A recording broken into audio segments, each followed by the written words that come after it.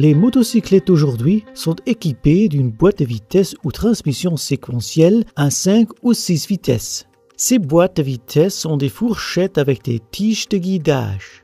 Les fourchettes sont installées sur le barillet. Il y a 3 gorges usinées dans le barillet qui permet de guider le mouvement des fourchettes.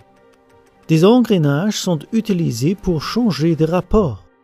Dans cette vidéo, une boîte de vitesse séquentielle à 5 rapports sera expliquée en détail. La plupart des motocyclettes utilisent un levier de changement de vitesse au pied gauche du motocycliste.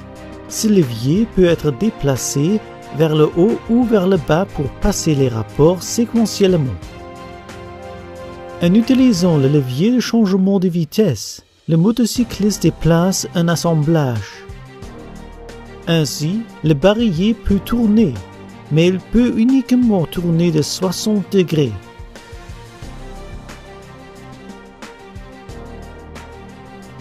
De petites gorges ont été usinées dans le barillet.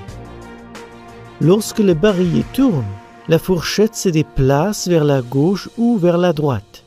De cette façon, les rapports peuvent être passés.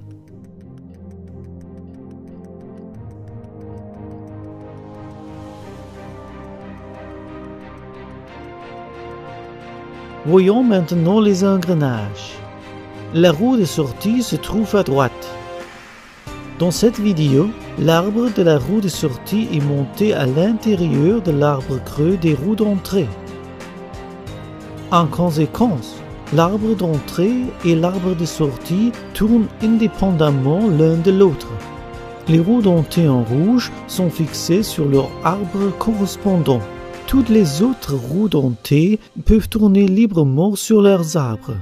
Donc, à part de la roue de sortie, chaque roue dentée fixe est en prise avec une roue dentée libre. Des embrayages à griffes sont utilisés pour bloquer les roues libres sur l'arbre.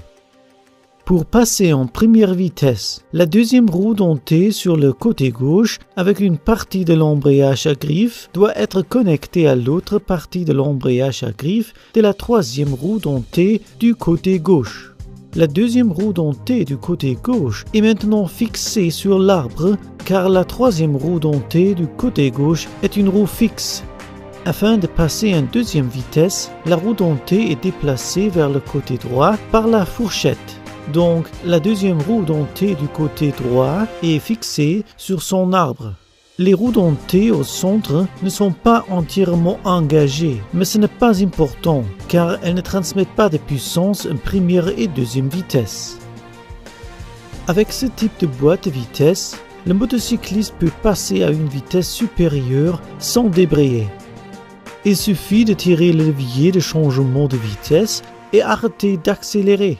Cela n'entraînera pas de dommages à la boîte de vitesse si cette action est réalisée correctement.